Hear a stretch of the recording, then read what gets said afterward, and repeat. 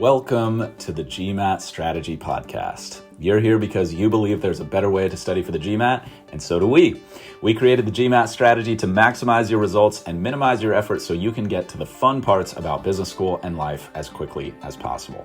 My name is Isaac Puglia, and I've been teaching GMAT classes and tutoring privately for the GMAT for almost a decade, and I've achieved a 99th percentile score on the GMAT and helped thousands of students get into the business schools of their choice. I'm excited to be a part of your MBA journey since we all at TGS think our world can benefit from the best possible business leaders that we can find. If this show is bringing you value, please share it with your friends and family who are studying so that together we can make this process as easy and as painless as it can possibly be. Let's go. Welcome to Real GMAT Problems, episode 31. Doing real GMAT problems is one of the most effective ways to make test day better, so let's talk through a few examples together. The problems that we're going to go through are from the 11th edition of the official guide for GMAT review, and you're welcome to web search them if you would like to follow along visually. Just so you know, the 11th edition of the official guide is out of print, and that's partly why I'm going through questions from that book, because that way, if you purchase this year's official guides, there shouldn't be any overlap between the problems that we're going to talk through today.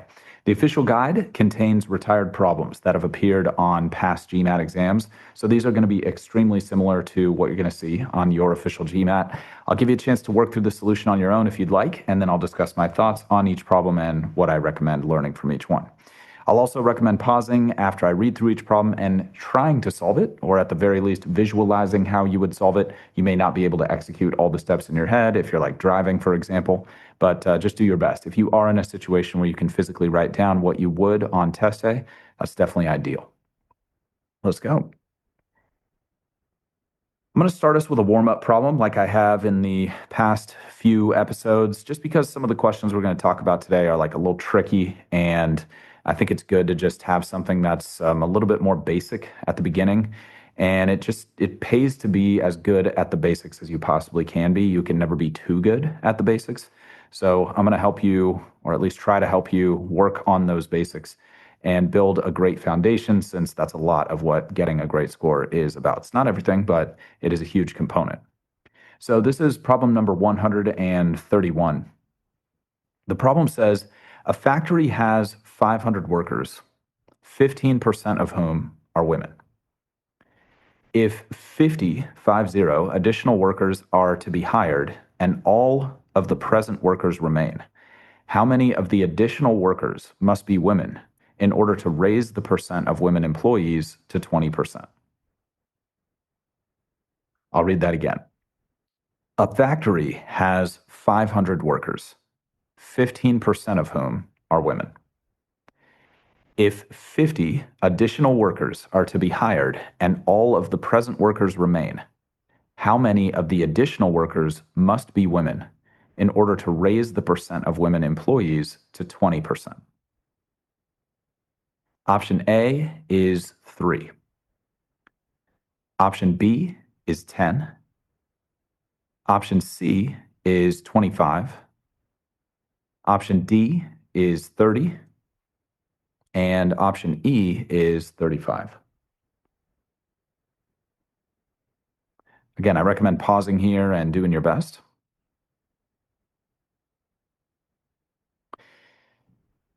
It's a great problem here because if you've been following the series for any length of time, you've probably seen how often percent math shows up.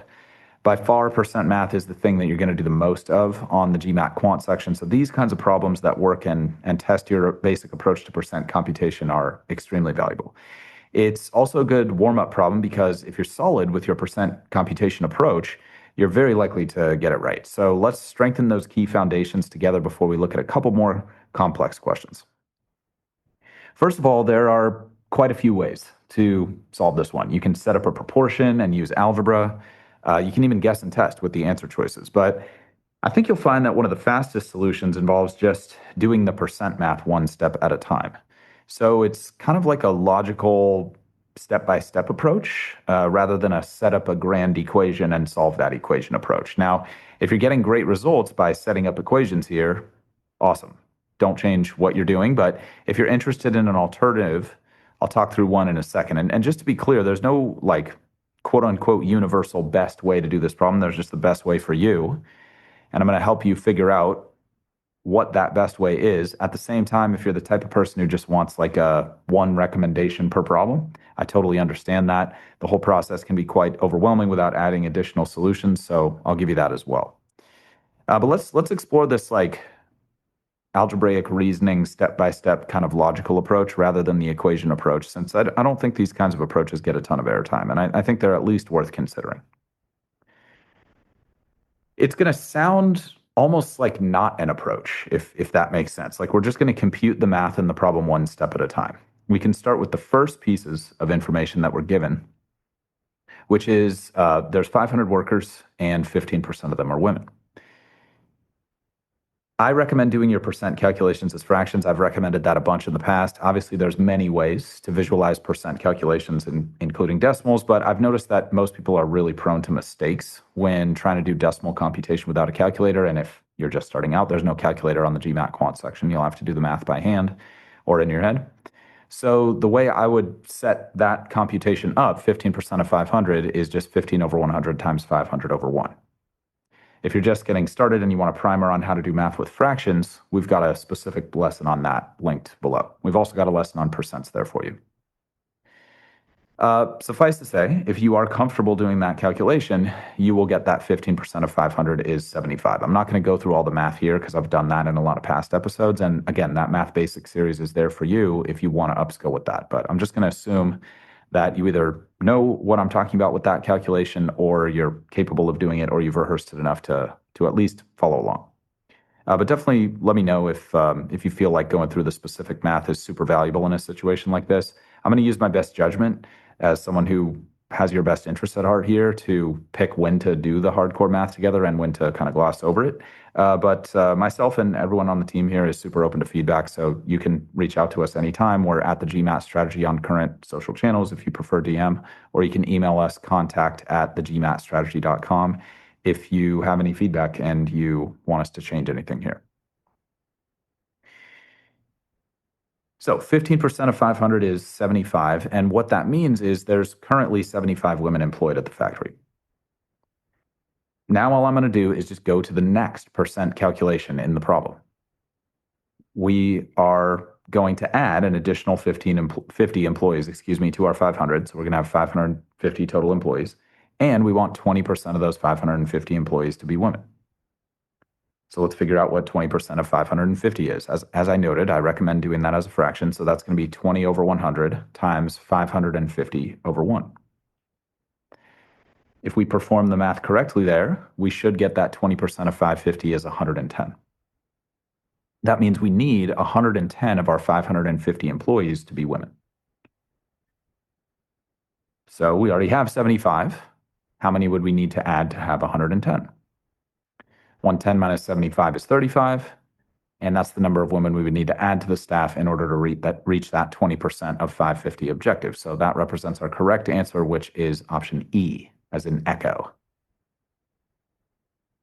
Now, again, I glossed over a lot of the math there. Again, let me know if you feel like it would be helpful to have the actual math done there. But more what I want to emphasize here is I didn't really make any equations, which is a totally legitimate approach to this question. And I didn't like back solve or plug in the answers or anything like that, which is also a totally legitimate approach. I'm just talking through an approach that, again, I think it doesn't get a lot of attention.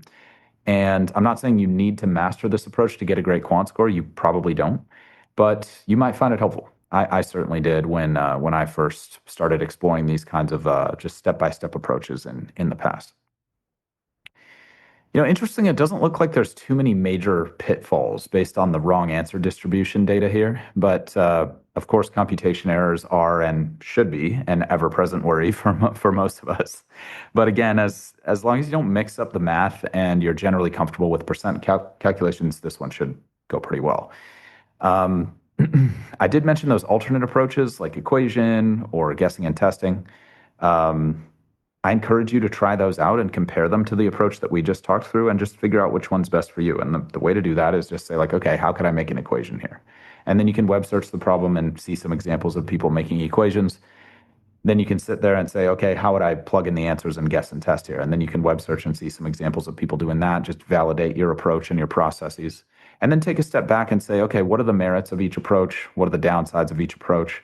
And which one do I think is the best approach for me? And there's a ton of value that comes from that kind of deep research on a problem. And if you're really striking out with alternate approaches, you certainly can ask a modern Gen AI tool to generate some alternate approaches. Can't guarantee you're going to get great results from that, partly just because of the state of the tech these days, but also partly because there aren't great alternate approaches to every single question.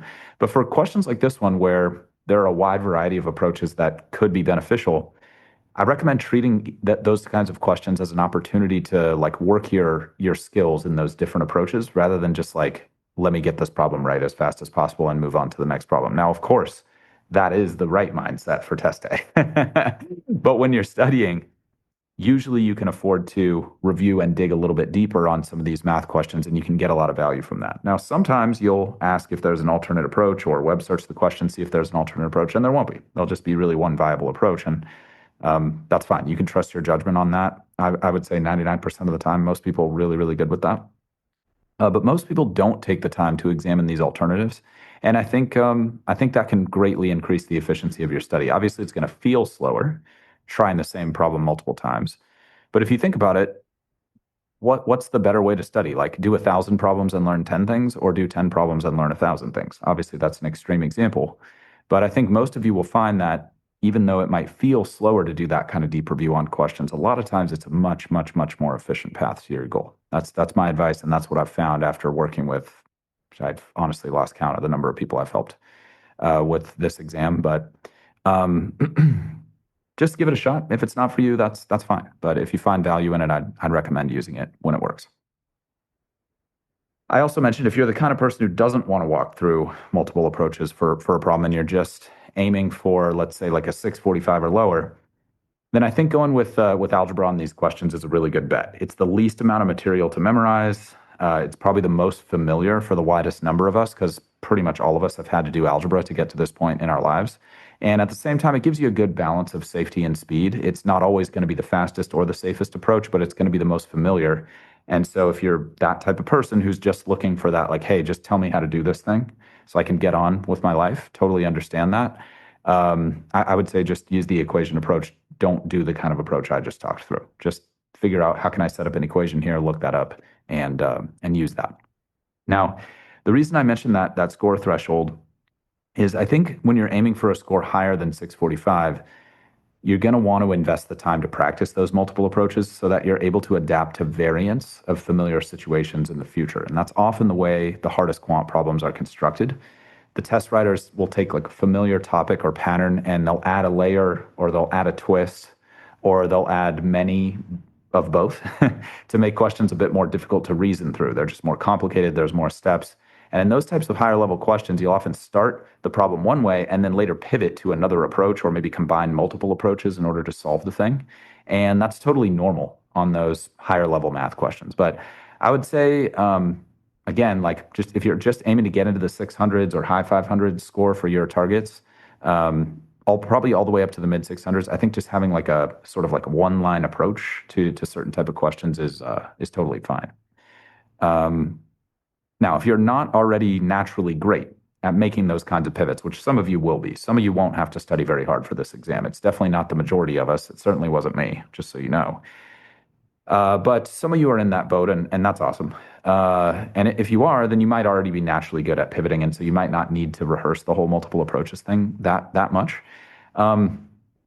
But if you're not great at that and you find it difficult to make those kinds of pivots, or you're often like trying an approach on a problem and like getting some traction and then just getting stuck, then I think that exploring multiple approaches on problems when it's possible to solve it multiple ways, even on lower difficulty level problems, can really help you develop that skill of being able to pivot and see multiple paths to the same goal.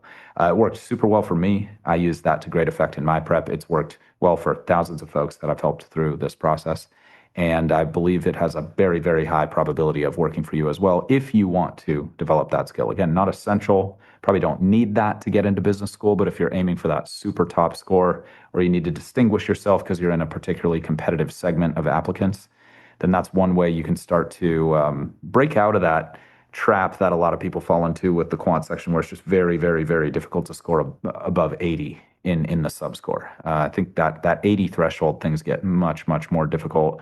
Every question counts a lot more above 80. And again, just to give you some hardcore numbers, I've mentioned this in the past, but to try to be as helpful as possible, like 78 is usually like more than good enough for any business school. Below 78, the argument in the quant score, the specific quant score I'm talking about, below 78, the argument can get a little bit harder inside the top 10. Outside the top 10 schools, it's probably fine. But 78 is kind of the minimum threshold that I've seen a lot of top schools prize. So 78, 79, 80, usually you can get up there without like really digging deep on multiple approaches. So I'm just speaking to you people who are like really trying to crack that 82, 84, 85 threshold. It's a very significant challenge for most people, but it is doable. And this is one of the tools you can use to help yourself get there faster, which is my goal for you. So if there are any notes to self to make on that problem, I'd recommend just pausing and making one right now, or texting it or emailing it to yourself to log later if you're on the go. And in general, it's a good practice when you're studying. Try to distill down like, okay, if I could only remember one thing from this question, what would I want that thing to be? And make sure that it's in a place where you're going to see it on a regular basis. Don't just log it and then never look at it again. That's not that helpful.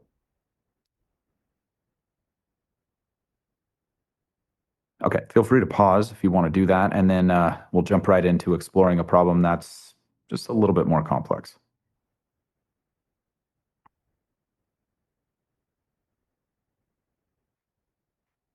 This is problem 136. The problem says, a bar over a sequence of digits in a decimal indicates that the sequence repeats indefinitely. What is the value of 10 to the fourth power minus 10 to the second power, and that's in parentheses, so it's open parentheses, 10 to the fourth minus 10 to the second, close parentheses, times, in parentheses, 0.0012, and then the 1, 2 has the bar over the 1 and 2. So what that means is the 1, 2 is going to repeat forever to the right of the decimal. So it's going to, technically the number is 0.0012121212121212 forever. But the way they write it on the exam is just 0.0012, and then there's a bar over the 1, 2. So let me read that again, because there's a lot to unpack there. The problem says, a bar over a sequence of digits in a decimal indicates that the sequence repeats indefinitely. What is the value of the quantity in parentheses 10 to the fourth minus 10 to the second, that quantity, times 0.0012 with a bar over the 1, 2. So 0.0012121212 forever. Option A says 0. Option B says 0.12 with a bar over it, repeating forever. So 0.12, repeating forever. Option C says 1.2. Option D is 10. And option E is 12.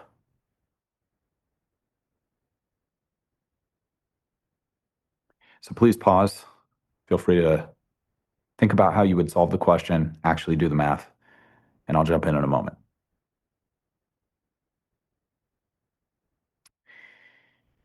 Okay, and I do want to be clear, like most of us are going to need a lot more time than like the several seconds I'm waiting here. I'm just waiting here to give you a chance to pause before I jump into the explanation.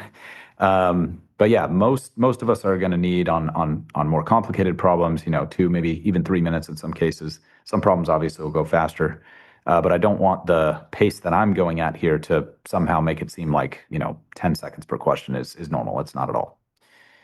So this question is a bit more complex than the previous problem, like I said. Certainly not the hardest question by the numbers that we've gone through together in this series, but about 25% of us are missing this one, which is 2.5 times more than the previous question. So clearly there's a bit that's more challenging to this one, even though the question has like fewer words, fewer numbers. It's kind of interesting.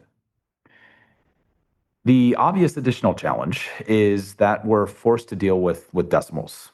We're forced to deal with exponents. We're forced to deal with PEMDAS. None of that's present in the previous question where we could just do some fraction math and some subtraction. So if you want help upskilling with any of those areas, then we do have specific math basics episodes on each of those linked below. So if you want more skill with decimals, you want more skill with exponents, PEMDAS, all the basic skills, math basics involved in this problem, that's there for you. So I'm not going to dive deep on that stuff.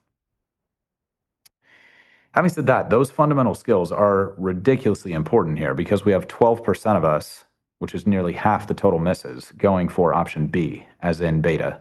And that's unfortunately not the right answer. There are a couple ways we might be getting to that answer, but it looks like the main way that that's happening is that folks are doing 10 to the fourth minus 10 to the second, and then they're looking at that and they're making it 10 squared.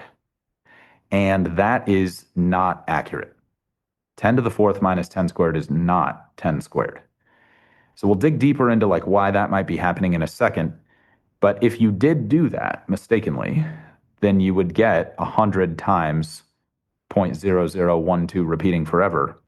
And that means you would shift the decimal place over to the right two places, and you would get 0.12121212 repeating forever, which would lead you to option B. Now, if that happened for you, better that it happens in practice than on a real exam. So if you're going to be wrong here. Having said that, we'd prefer to be right. So let's talk about why 10 to the fourth minus 10 squared is not 10 squared.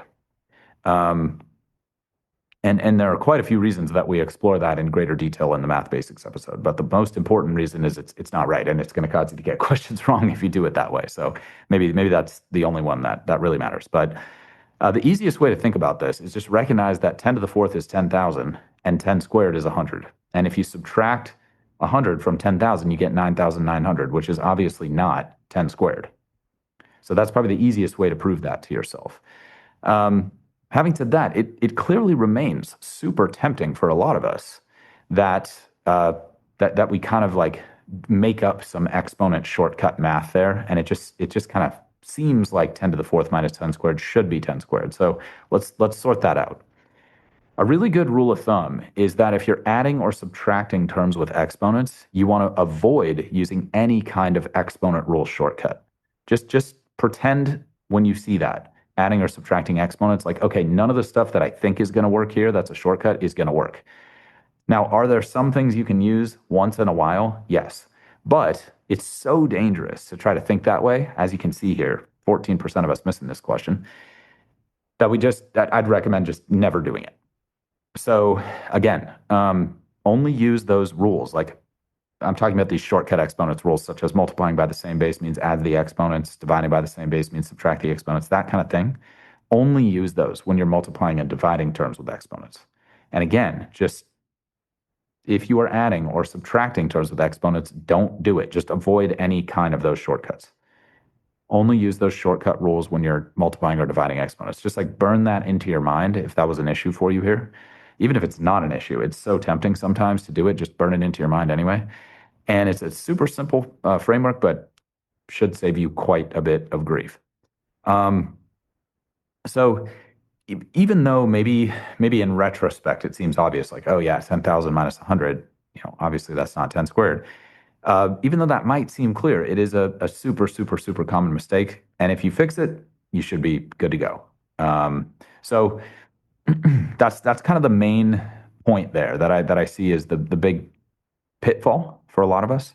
And I think it's relatively easily fixed. So there we go there. Definitely reach out if you have questions. Let's talk about a correct solution and what that might look like. I think one of the simplest is probably just distribute the 0.0012 repeating term into the parentheses. You don't have to do it that way. Like you can definitely factor out a 10 squared if you're more comfortable with that kind of math with exponents. But I think this distribution approach works great on this particular problem. So I'm going to talk through that one. But I'm not saying this is the only approach per our recent conversation. But if we just distribute that 0.0012 to the 10 to the fourth, that's going to move the decimal place 4 places to the right. And again, just check out the decimal episode on the Math Basics series if you're not clear how or why that works. And that would get us 12.12 repeating. So if we take 0.0012 repeating and we multiply it by 10,000, that would become 12.12121212 forever. Then if we distribute that 0.0012 repeating to the 10 squared as well, that's going to move the decimal point 2 places to the right. And that gets us 0.12121212 repeating. And so the result of that would be 12.12 repeating minus 0.12 repeating.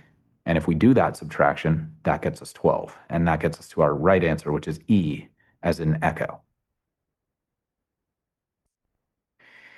So again, might seem like that pitfall is just like too obvious to fall into.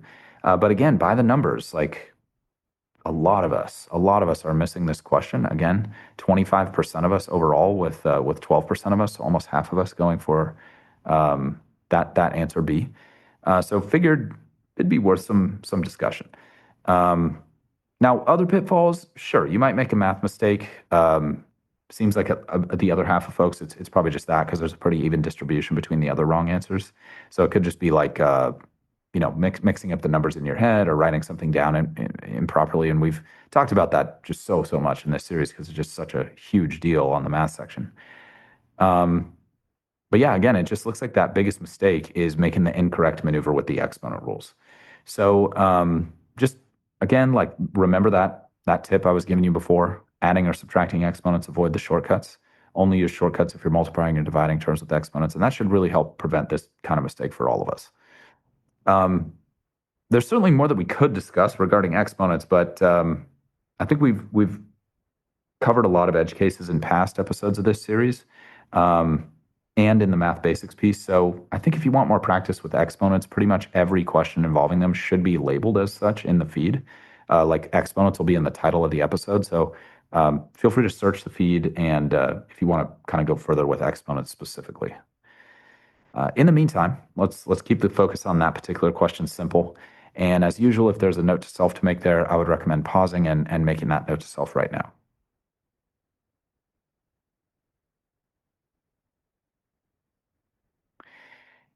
And then let's wrap up with a question that, again, on the surface, it just it doesn't seem too crazy, but a surprising number of us missed this question. So I think it's worth some discussion. So the problem says, on a recent trip, Cindy drove her car 290 miles, 290, rounded to the nearest 10 miles, and used 12 gallons of gasoline, rounded to the nearest gallon. The actual number of miles per gallon that Cindy's car got on this trip must have been between, and then you have the answers, which I'll get to in a second. So let me reread the problem first. On a recent trip, Cindy drove her car 290 miles, rounded to the nearest 10 miles, and used 12 gallons of gasoline, rounded to the nearest gallon. The actual number of miles per gallon that Cindy's car got on this trip must have been between A, 290 divided by 12.5 and 290 divided by 11.5. That's your range for the miles per gallon. Option B, 295 divided by 12 and 285 divided by 11.5. So again, the question is, the miles per gallon that Cindy's car got on this trip must have been between 295 over 12 and 285 over 11.5. That's option B. Option C is 285 over 12 and 295 over 12. Option D is 285 over 12.5 and 295 over 11.5. And option E is 295 over 12.5 and 285 over 11.5.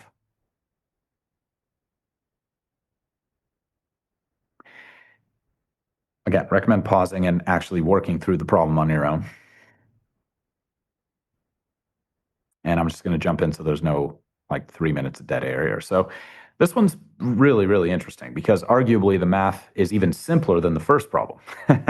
And yet 30% of us are missing this one, which is just a giant multiple more people missing this than the first problem. So let's see if we can get this one turned around as well. The essential math behind this question is something we were exploring in our previous episode, actually, which is rate times time equals distance equation. That's because at their heart, efficiency measures like this, like miles per gallon, they're just rates.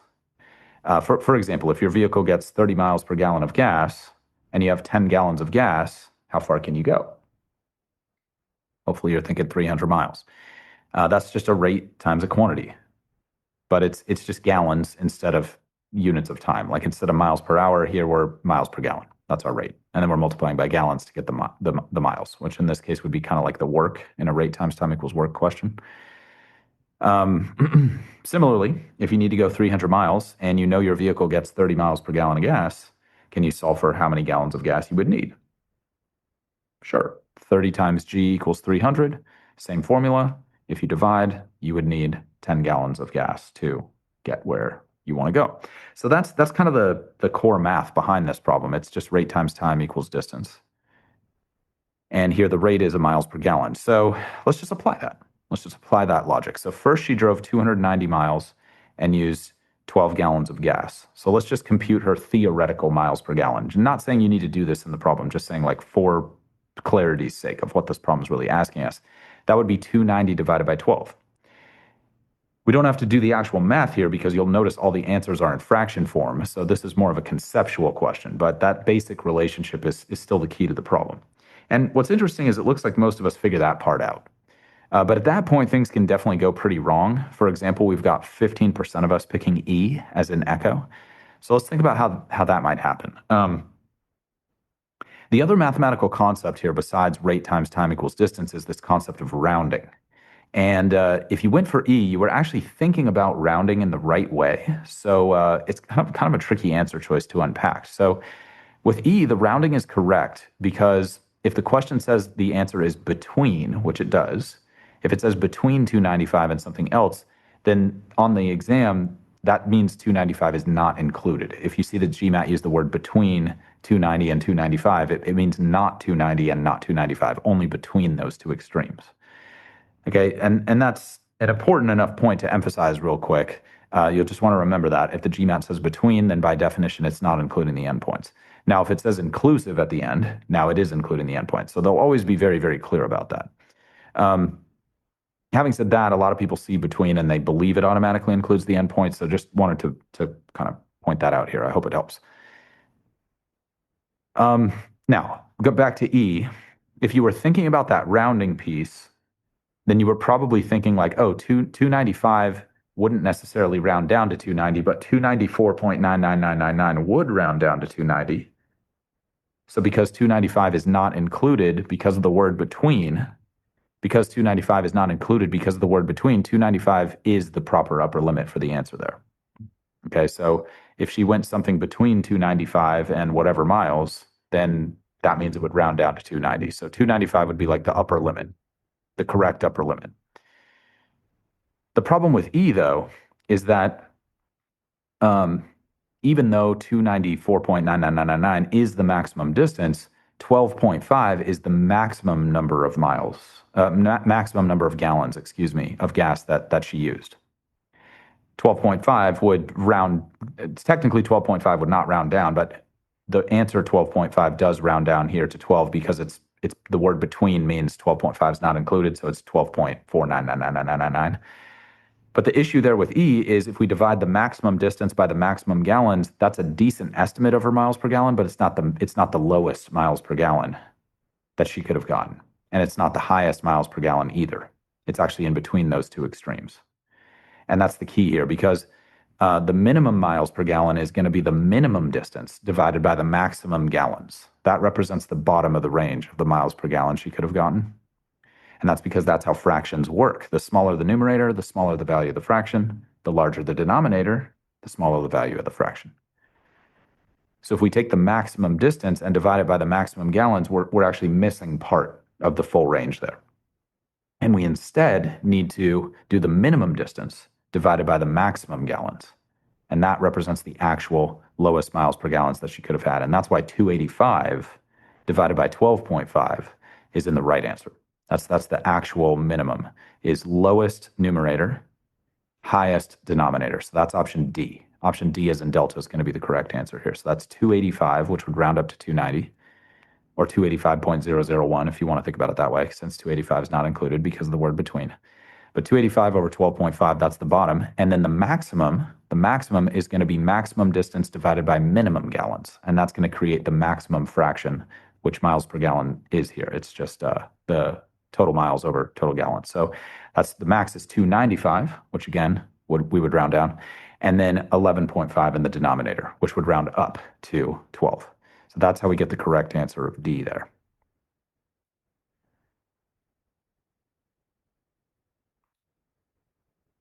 Now, again, if you have questions about any of this stuff, you have questions about the rounding or about the logic there, just feel free to touch base again at the GMAT Strategy on current social channels, contact at thegmatstrategy.com if you prefer email. we're happy to hear from you. We'll do everything we can to help you out.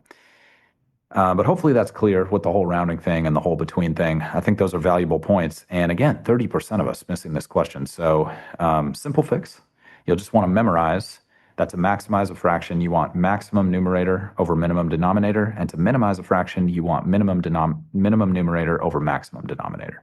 And that's the key to a question like this. And it's super, super important because so many of us are going for E.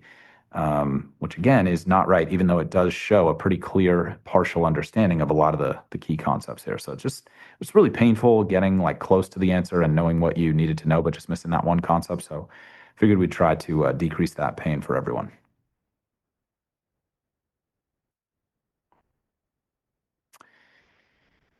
So again, just distilling that down, the true range of any fraction is minimum numerator over maximum denominator. And the maximum value of the fraction is maximum numerator over minimum denominator. That's a good way to distill down the main core of this question. So one final time, if there's any notes to self to make there for you, I recommend making them now. Feel free to pause and again, text yourself, email yourself. And just wanted to do some like maybe shorter, but kind of punchier and more painful problems where I think just because the problem's simple, it makes it easy to like not take the question seriously. And I think sometimes that lack of vigilance itself can be a problem for us.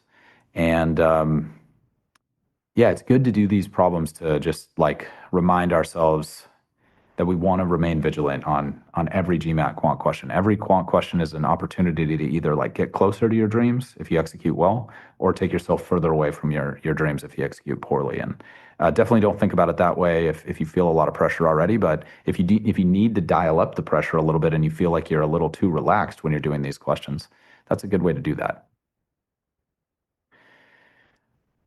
I think we'll pause there. We'll be back soon with more strategies, more processes, more tips to help you make your dreams come true faster. That's our goal here. In the meantime, if you want more tips and strategies for optimizing your performance on the GMAT, please head to our website, thegmatstrategy.com, which is linked in the description of this content, and check out our free video on how you can reach your dream GMAT score in half the normal time. In the meantime, this is a regular show, so please subscribe and please stay positive and stay consistent with your studies, everybody. Talk to you all soon.